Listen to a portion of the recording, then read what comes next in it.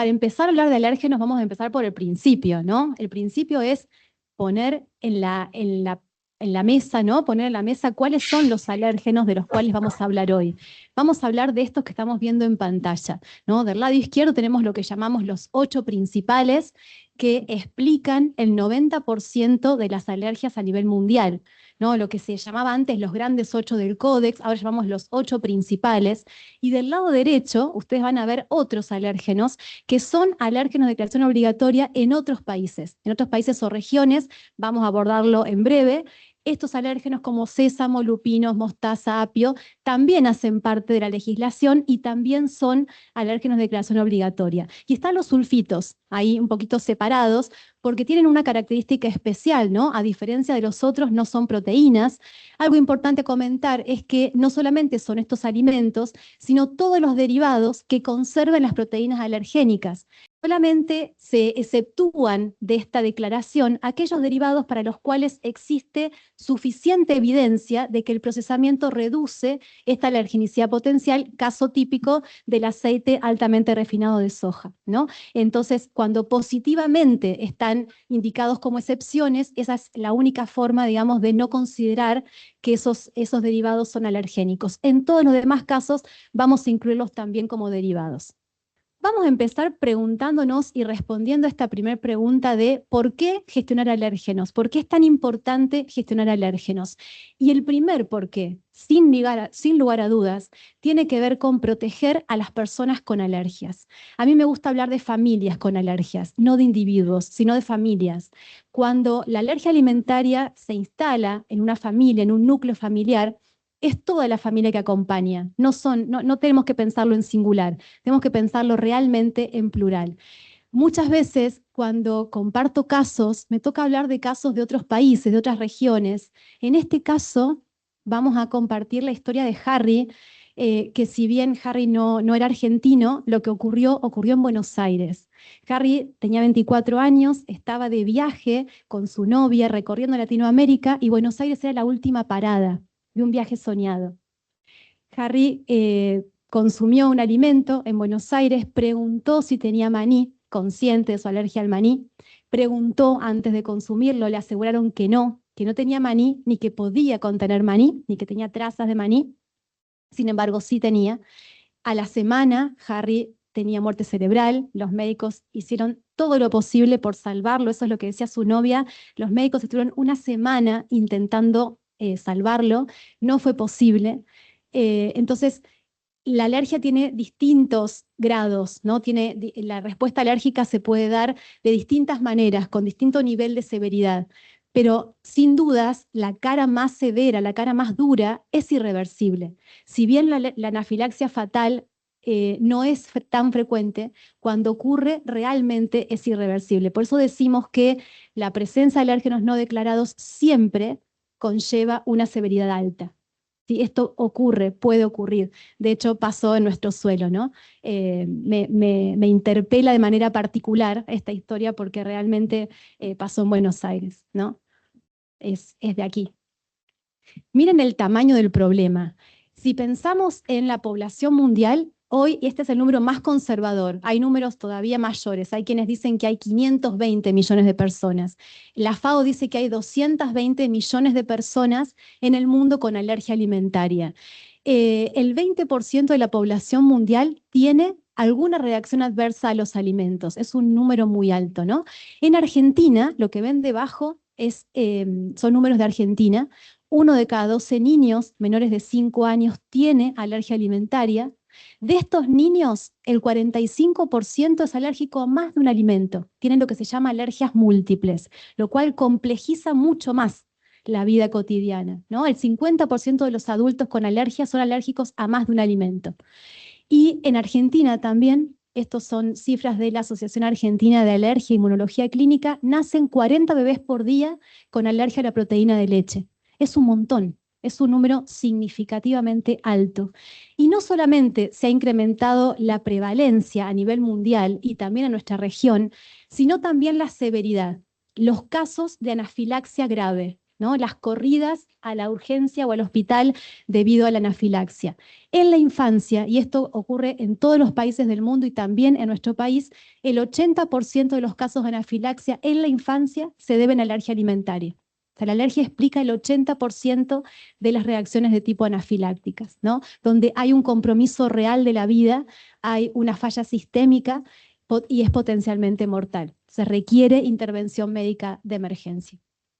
¿Sí? Este entonces es el panorama. Esto es hoy lo que hoy tenemos, ¿no? Respecto del tamaño del problema. Y es por esto que la alergia alimentaria es un problema de salud pública y es por eso que estamos hoy aquí, ¿no? Hablando de por qué tenemos que gestionar alérgenos en la industria de alimentos. Quiero compartir con ustedes un concepto que para mí es fundamental y que quienes están trabajando en la planta los invito a que se adueñen de este concepto, porque es algo que se incorpora muy fácilmente y nos permite pensar en el rotulado de una forma diferente. El rótulo no es otra cosa que el contrato que establecemos con los consumidores o con las familias con alergias. Para las familias con alergias no hay otra opción que confiar en la información que colocamos en el rótulo. Es la única herramienta que tenemos para poder decidir si un alimento es adecuado o no para nuestros hijos. Entonces tiene el carácter de contrato, tiene la fuerza de contrato, unidad a unidad que sale de la planta. Y si lo pensamos de esta manera, le vamos a dar otro valor al rotulado, ¿no? Entonces, el rotulado tiene esta fuerza de contrato. Y realmente los invito a todos quienes están presentes y a quienes nos están escuchando a adueñarse de este concepto y a llevarlo al piso de planta, porque de verdad es muy poderoso. Quiero compartir con ustedes una experiencia que tuve la oportunidad, la suerte de participar activamente. El año pasado hicimos un estudio junto con médicos pediatras especialistas en alergia alimentaria y trabajamos con 300 familias de Argentina de norte a sur, de Jujuy a Tierra del Fuego, con diagnóstico clínico de alergia confirmado. Todos ellos eran padres o cuidadores de niños con alergia alimentaria. Y trabajamos con la Universidad y Salud en tratar de comprender justamente qué nivel de entendimiento tenían las familias y cuál era el escenario de esas familias respecto de la alergia alimentaria. Una de las preguntas que hicimos fue la que están viendo ustedes en pantalla. Yo los invito a que arriesguen cuál es el porcentaje que ustedes creen que sí confía en la exactitud de los rótulos. Invito también a quienes nos están escuchando a hacer este pequeño ejercicio. Si ustedes tuviesen que arriesgar un porcentaje, ¿qué porcentaje ustedes consideran que contestó afirmativamente, sí confía en la información del rótulo? ¿Quieren saber cuál fue el resultado? Casi el 90% respondió que no confía, no confía. Para nosotros fue revelador este resultado. Casi el 90% dijo que no confía en la información del rótulo. Por supuesto que mapeamos las causas, por supuesto que mapeamos cuáles son los por qué no confían. Pero cuando miremos la pregunta siguiente, que es la que a mí en lo particular más me duele, vamos a entender por qué no confían. Otra de las preguntas del formulario fue la que estamos viendo en pantalla. ¿Sí? Esta es la que más duele, ¿no? Fíjense el resultado. Casi el 44% de las familias indicaron haber tenido al menos una vez una reacción alérgica de sus hijos debido a un etiquetado incorrecto o que no comprenden. Entonces, ¿cómo van a confiar? ¿No? O sea, el número que vimos recién, que llega casi al 100% en las familias que sí tuvieron una reacción adversa debido al etiquetado. En ese caso, pudimos linkear, en ese caso, este 44% respondió casi en la totalidad que no confía en la información del rótulo. ¿Y cómo hacerlo? ¿No? Entonces tenemos una enorme oportunidad en la industria de alimentos, una enorme oportunidad justamente de hacer etiquetados más accesibles, más claros, dar más información, ayudar a las familias a entender qué significa el contiene, qué significa el puede contener, qué hay detrás de esto, ¿no? Cómo gestionamos en planta, cómo hacemos para darles más seguridad, ¿sí? Entonces, realmente tenemos la oportunidad de ser esa opción segura, ¿no? Y que cuando, y si trabajamos con esta idea del rótulo como contrato, seguramente vamos a poder ser esa opción segura, esa opción que cuando la familia adquiere ese producto, en ese momento, al menos en ese momento, pueda bajar la guardia, ¿no? Entonces, hay mucho que podemos hacer desde la gestión y vamos a abordarlo en breve. ¿Cómo hacemos para generar confianza? ¿Cómo hacemos para volvernos una opción segura, ¿no? Para los consumidores con alergias, para las familias con alergias. Cuando una familia tiene un individuo con alergia, el principal motor para la compra es la seguridad, sin dudas. El principal driver, el principal motor para decidir una marca o la otra es la seguridad. Y cuando una familia encuentra un producto que le resulta confiable, es completamente fiel a ese producto. O sea, hay una enorme lealtad hacia ese producto. Y ahí tiene más sentido pensar el rótulo como un contrato. Cuando pasa un incidente o cuando hay una reacción adversa debido a un etiquetado incorrecto, lo que se rompe es el contrato, sin dudas, ¿no? Entonces, si lo pensamos de esta manera, tenemos otra fuerza para poder gestionar y para poder abordar la gestión en planta. La segunda razón por la cual tenemos que gestionar alérgenos es que claramente es un requisito legal, perdón. Ahí puse el cubo Rubik de los alérgenos, porque hoy vivimos, el Foro Económico Mundial dice que vivimos en un mundo Rubik, ¿no? Con muchísimas combinaciones posibles. Tenemos materias primas que vienen de China, exportamos a distintos países, tenemos un mundo completamente globalizado, donde el tema de alergias está cada vez más en agenda. Entonces, es importante entender cuál es nuestro marco legal y entender los movimientos que hay en los países en este sentido. En América Latina, casi todos los países consideran los 8 principales como alérgenos de declaración obligatoria. Hay países que aún no tienen legislación, como es el caso de Uruguay. En Uruguay es voluntaria la declaración. Y contarles también que Brasil es el único país en el mundo que considera látex, además de los 8 principales, considera látex como alérgeno de declaración obligatoria, el látex como derivado del caucho natural. Y México suma a los 8 principales los moluscos. México tiene 9 alérgenos de declaración obligatoria, siendo el 9º moluscos. En los demás casos, todos los demás países coincidimos en el mismo listado. Afortunadamente, en eso hay consenso. ¿Qué pasa en el mundo? En el mundo hay esto se parece mucho a una torre de Babel.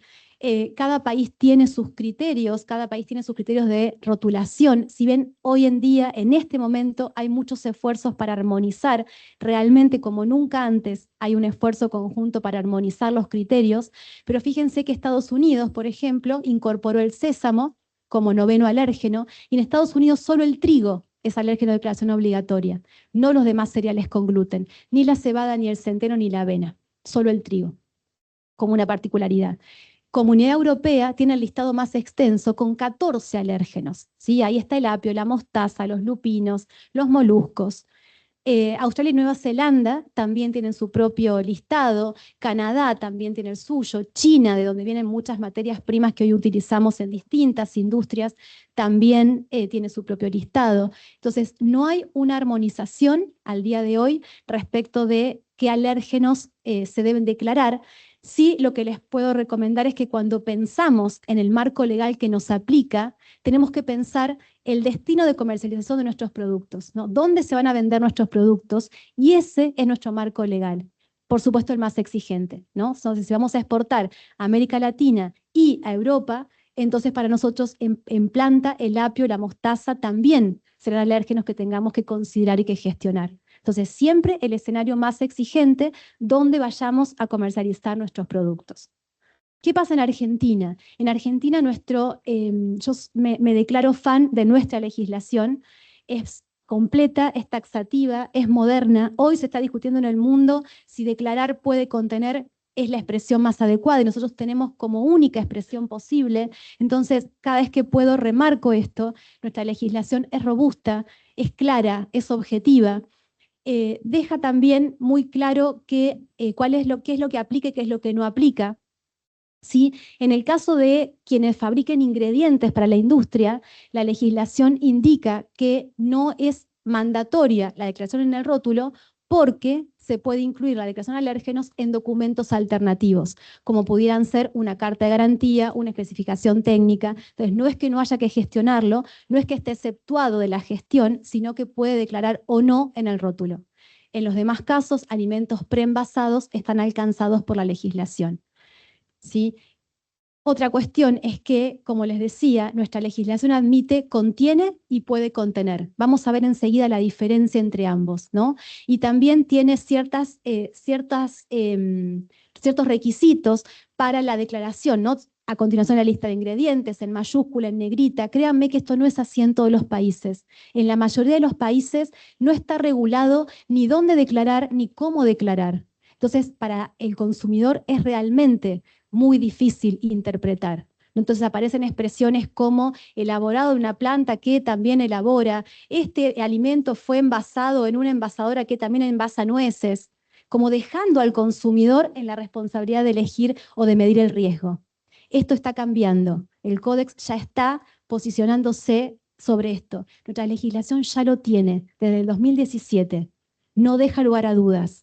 Por eso soy una activista de nuestro artículo, de verdad. Es claro, es conciso, es taxativo y no deja lugar a dudas, ¿no? Entonces, cuando un alimento, una cuestión importante también, cuando un alimento no tiene, por el tamaño de su rótulo o de su etiqueta, no tiene obligación de declarar ingredientes, sí tiene la obligación de declarar alérgenos. Aun cuando no esté obligado a declarar la lista de ingredientes por la superficie impresa, sí tiene que declarar alérgenos. Esto es mandatorio. Diferencia entre contiene y puede contener. Hay como un divisor de aguas, ¿no? El contiene se reserva exclusivamente, y esto es así en todo el mundo, en esto sí hay consenso, el contiene se reserva exclusivamente para los casos donde el alérgeno o su derivado se añade de forma intencional. ¿Qué significa eso? ¿Es un ingrediente o es parte de los ingredientes? Ese es el único caso donde aplica el puede contener y es mandatorio, es obligatorio. Ahora, el puede contener se utiliza cuando existe un peligro real de contacto cruzado, cuando a pesar de aplicar medidas de control no se puede evitar y realmente no exime, no es que porque coloco el puede contener puedo evitar la gestión en planta, ¿no? Esto también es una tendencia y es algo que el Códex ahora mismo está formalizando, ¿no? Y hay países donde esto ya forma parte de la legislación. El puede contener no reemplaza la gestión. Al contrario, el puede contener es una consecuencia cuando a pesar de la gestión no podemos eliminar ese riesgo real, ¿no? Realmente el contacto cruzado persiste a pesar de la aplicación de medidas de control. Algunos ejemplos para ver mejor el contiene. Ahí tenemos el caso del yogur, ¿no? Ahí no hay duda, contiene leche. En el caso de una galletita que tenga distintos ingredientes, ¿sí? Entonces ahí vamos a decir contiene avena, porque es constitutiva la avena, es una galletita de avena, y contiene derivado de soja, por la lecitina, ¿no? En el caso del chocolate Dubai, que estuvo tan de moda, ¿sí? Ahí vamos a declarar contiene pistacho, y es un ingrediente constitutivo, contiene derivado de trigo, ¿sí? El cadaif que se utiliza para darle la crocancia tiene derivados de trigo y derivados de soja. Entonces, solamente el contiene se aplica cuando es constitutivo, cuando está añadido de forma intencional. Es la única forma en la cual utilizamos el contiene. ¿Qué les parece esta declaración de alérgenos? E invito a quienes están conectados que también puedan participar. Les comparto esta etiqueta real, esto es un rótulo real. Miren, vamos a jugar un minuto a entender si está bien esta declaración de alérgenos o hay algo que le falta.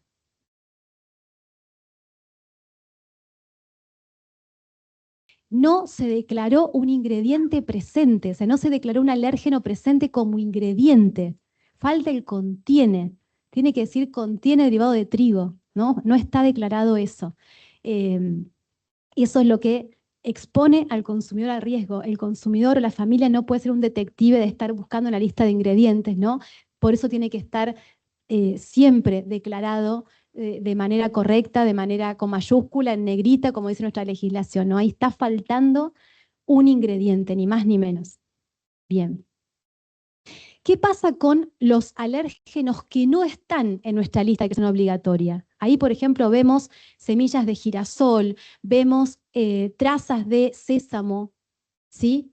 Primero, la palabra trazas no entra en nuestra legislación. No se puede utilizar, contiene trazas, puede contener trazas.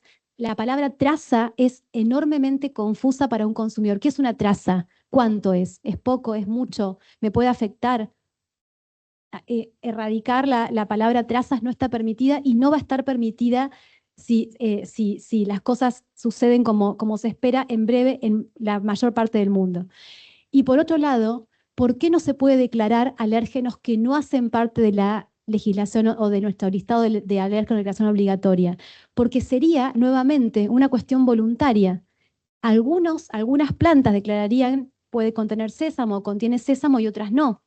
Entonces, solamente se pueden declarar aquellos alérgenos que hacen parte de nuestro listado de alérgenos de declaración obligatoria.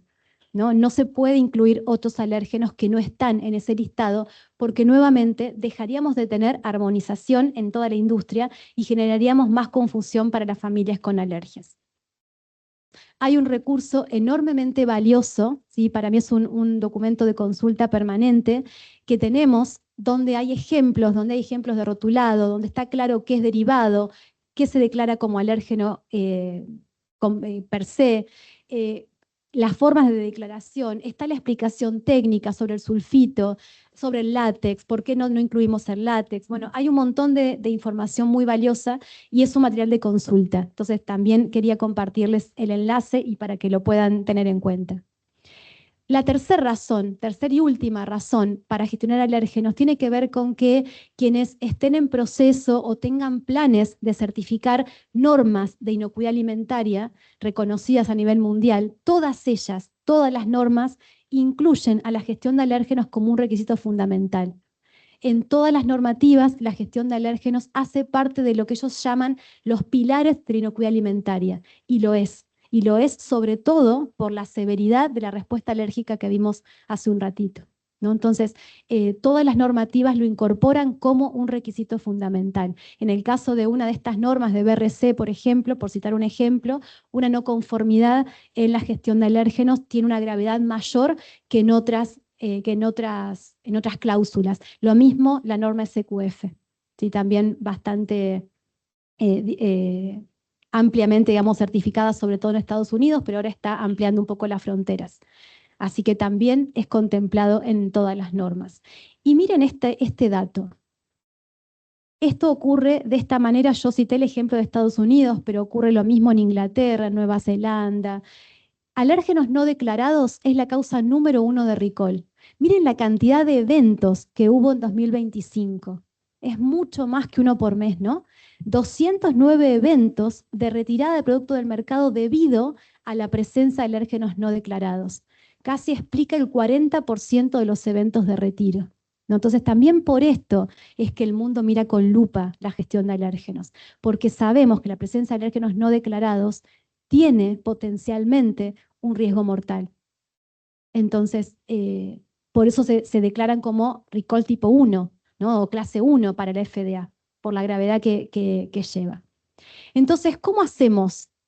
¿Cómo hacemos? Ya vimos por qué es tan importante. Lo que sigue es, bueno, ¿cómo? ¿Cómo adecuamos la gestión para prepararnos justamente para dar respuesta a estos consumidores, a estas familias y para prepararnos para el mundo que viene? Quiero tomar esta analogía, que nada tiene que ver con los alérgenos, pero que es muy, muy rica para poder entender por qué hoy hablamos de gestión basada en riesgo.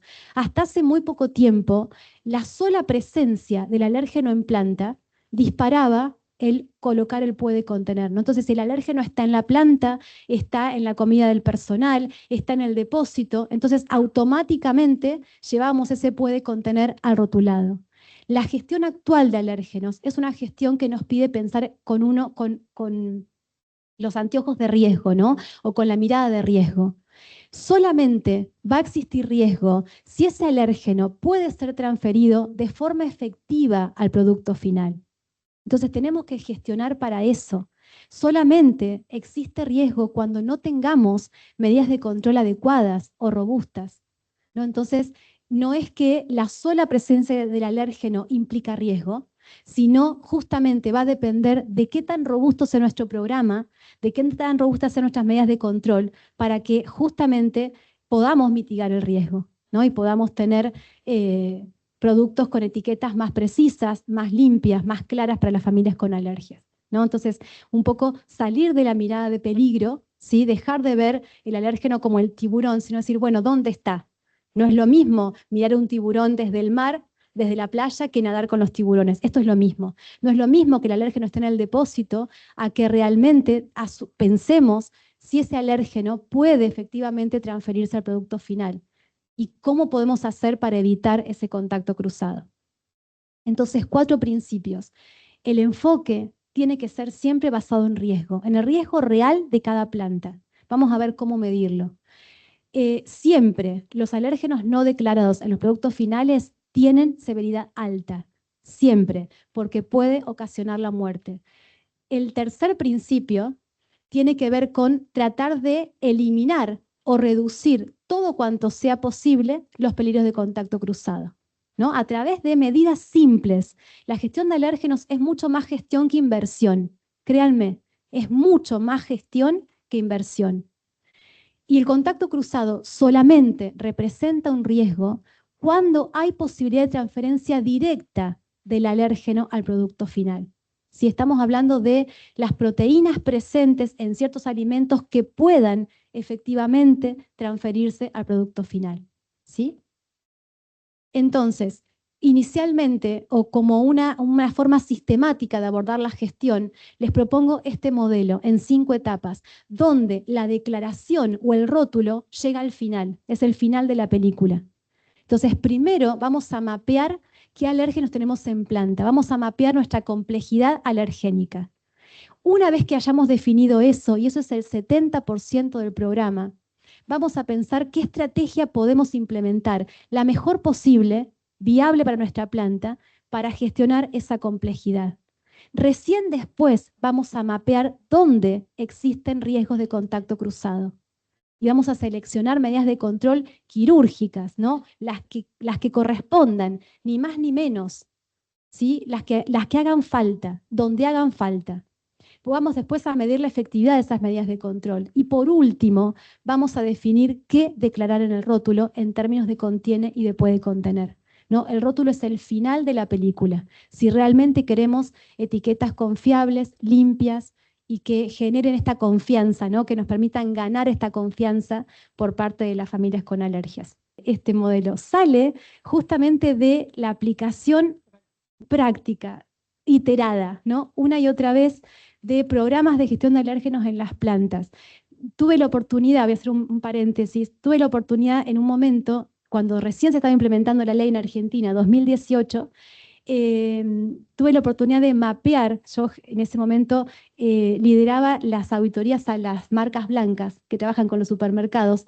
Los supermercados estaban muy preocupados por entender si sus proveedores, quienes producían para ellos, cumplían o no la ley. Entonces pudimos mapear 527 plantas, es literal, 527 plantas de norte a sur de Argentina. Y en ese mapeo pude ver cuáles eran las necesidades, cuáles eran los gaps, digamos, o las oportunidades reales que tenían las plantas, y cómo hacíamos para lo que estaba en los manuales fuera aplicable en el piso de planta, ¿no? Práctico. Entonces, de ahí salió ese modelo. Es el modelo que aplico, en el que creo, y justamente es el que creo que nos lleva paso a paso con este enfoque de riesgo, ¿sí? ¿Y por qué les digo esto? Porque vamos a empezar siempre, vamos a empezar por entender qué alérgenos gestionamos a partir de las materias primas, materiales de empaque primarios. Si no conocemos esto, en realidad no podemos diseñar un programa de gestión robusto. Entonces, siempre vamos a empezar por acá. Vamos a empezar por entender qué alérgenos tenemos en planta y, lo más importante, cómo se combinan en las distintas formulaciones. Las distintas formulaciones que hacemos en planta no son otra cosa que las combinaciones posibles de los alérgenos que vienen con las materias primas. Por supuesto, entonces, que a mayor cantidad de combinaciones distintas o a mayor cantidad de perfiles distintos de alérgenos, más complejidad. Hay plantas enormes, enormes, con un montón de líneas, donde en todos los productos se gestiona el total de alérgenos que hay en la planta. En esas plantas, independientemente de la escala y del volumen, la complejidad es muy baja. Porque la complejidad depende de cuántos perfiles distintos tengamos. Ni siquiera depende del volumen o de la cantidad de líneas. Ni siquiera depende de cuántos alérgenos gestionemos. Depende de qué tantos perfiles distintos tengamos. Y esto es lo primero que hay que mapear. Porque en función de esto vamos a definir una estrategia. Ahora vuelvo a carta de garantía. Vamos a definir la estrategia. Si no conozco mi complejidad, no puedo definir la estrategia. ¿Y qué es definir la estrategia? Es definir cuál va a ser el mejor abordaje posible, con énfasis en posible. ¿Qué podemos hacer en la planta? ¿Podemos separar, sectorizar la planta respecto de perfiles de alérgenos? Muchas veces no. Si se puede, es el plan A, sin dudas. Vamos a reducir drásticamente los peligros de contacto cruzado. No siempre se puede. Plan B, dedicar líneas, dedicar equipos. Si eso se puede, genial también. Disminuimos mucho los peligros. Si eso no se puede, y muchas veces no se puede, plan C, separar en el tiempo. Funciona, es posible, es viable, se puede validar. Realmente, no siempre compartir equipos implica que va a persistir el contacto cruzado. No implica que no podamos remover las proteínas alergénicas. En muchos casos sí, la limpieza lo permite, ¿no? Vamos a ver cómo hacerlo, pero realmente se puede. Entonces, la clave es pensar la mejor estrategia posible para cada sitio productivo en función de su complejidad y de sus recursos, tal que minimicemos los cruces de perfiles alergénicos. Entonces, esto hay que sentarnos, acordarlo con producción, con ingeniería, con planeamiento, entender qué posibilidades reales tenemos de pensar la mejor estrategia posible y definirla. Y solo luego mapear los peligros de contacto cruzado. En ese momento vamos a poder recién, en función de la estrategia, vamos a poder entender dónde tenemos los peligros. No es lo mismo compartir líneas que tener líneas exclusivas. No vamos a tener los mismos peligros y por lo tanto no necesitaremos las mismas medidas de control. Por lo tanto, el camino es llegar a la evaluación cuando ya hayamos definido la complejidad y la estrategia. Entonces, en esta tercera etapa, usar la herramienta que todos tenemos a mano, que nos pide la legislación, que conocemos, el HACCP es una herramienta válida, valiosa y validada para hacer la identificación de peligros y la evaluación de riesgos de contacto cruzado. ¿Con qué consideraciones? Donde el peligro siempre va a ser la presencia del alérgeno no declarado. Eso es lo que realmente pone en riesgo la vida de las personas con alergias. No es la presencia del alérgeno, es el alérgeno no declarado. Entonces, el peligro es ese. El peligro no es tener leche en la planta. El peligro es colocar leche debido al contacto cruzado en un producto que no la declara, ¿no? Entonces, esto es lo primero, tener claro esto. Después, cuando vayamos a evaluar, la severidad siempre es alta, por lo que vimos antes. Y la probabilidad, la que estamos viendo ahora mismo en pantalla, ¿no? ¿Qué tan probable es que esa proteína alergénica se transfiera al producto final si no tuviésemos medidas de control? Eso nos va a dar el riesgo. Y vamos a poder tamizar, ¿no? Entender en qué puntos del proceso existe riesgo y en cuáles no. ¿Dónde existe peligro significativo y se traduce en riesgo real de contacto cruzado y dónde no? Y en esos puntos aplicar las medidas de control. Una vez que hayamos definido eso, vamos a verificar, vamos a validar primero estas medidas de control. Típicamente vamos a validar el programa de limpieza, cuando requiramos limpieza por tener equipos compartidos, ¿no? Cuando compartimos equipos con distintos perfiles, la limpieza adquiere un rol fundamental. Tenemos que validar que esa limpieza realmente sea capaz de remover la proteína alergénica. Entonces vamos a trabajar en el peor escenario, vamos a diseñar la validación, vamos a hacerla bien de la primera vez para que nos permita tomar decisiones. Y luego vamos a verificar, vamos a incluir la verificación en las rutinas de la planta. ¿Sí? La gestión de alérgenos tiene que ser parte de la gestión de planta, no puede estar escindida de eso, ¿no? Siempre tenemos que pensarlo como un todo. La gestión de inocuidad es un todo. Alérgenos es un elemento más, por lo tanto hay que incluir la gestión allí. Rápidamente, seleccioné 2 medidas de control asociadas con distintas etapas del proceso. La elaboración, ¿sí? En la elaboración, importante tener en cuenta qué medidas tenemos para evitar la adición incorrecta de ingredientes. Adicionar leche en polvo en una fórmula que no la tiene, ¿no? Eso es una causa bastante común de incidentes, ¿no? Agregar ingredientes alergénicos en una fórmula que no los lleva, que por tanto no los declara, ¿no? Y ahí tenemos un ejemplo de separación en el tiempo, cómo se puede implementar, ¿no? Llamando a la escena al equipo de planning para que valide esta forma de programar, ¿sí? Contarles que el 77% de los eventos, yo les decía que alérgenos no declarados es la causa número 1. De esos recalls, el 77% se debe a errores de envasado. La gran mayoría, envasar en un envase que no corresponde al producto que estamos utilizando, que estamos elaborando, al cruce, ¿no? Al cruce de material de empaque o a la falta de correspondencia entre el material de empaque y el producto que estamos elaborando. Es mucho más común de lo que pensamos. Explica casi el 80% de los casos de recall. Entonces, no hay cómo no tener un control de correspondencia en las plantas si tenemos en las mismas líneas diferentes referencias con distintos perfiles de alérgenos, ¿no? Entonces, si tenemos el peligro, por favor, es un llamado a todos quienes están escuchando, ¿no? Tengan un control de correspondencia, de la forma que sea, manual, automático, como sea, pero no hay cómo no tener este control de correspondencia entre el material de empaque y el producto que se está elaborando. Seguramente van a prevenir una causa muy común de incidentes. Este es un caso real donde se envasó mantequilla de almendra, de maní, perdón, en un envase de manteca de almendra, ¿no? Afortunadamente el niño, la denuncia fue hecha por un papá que compró esto para su hijo. Afortunadamente el niño no era alérgico al maní. Pero aquí traigo esto siempre como ejemplo porque hay algo en estos envases. ¿Cómo son entre sí? Son iguales, ¿no? Entonces también hay mucho que podemos hacer desde el diseño, ¿no? Tomar un café con marketing y hacer mucho desde el diseño para que los envases de productos con distintos perfiles sean visualmente diferenciables, ¿no? En la vorágine de la planta esto puede pasar. De hecho, acá pasó, ¿no? Tuvo un costo altísimo para esa empresa. Quiero cerrar hablando del sulfito.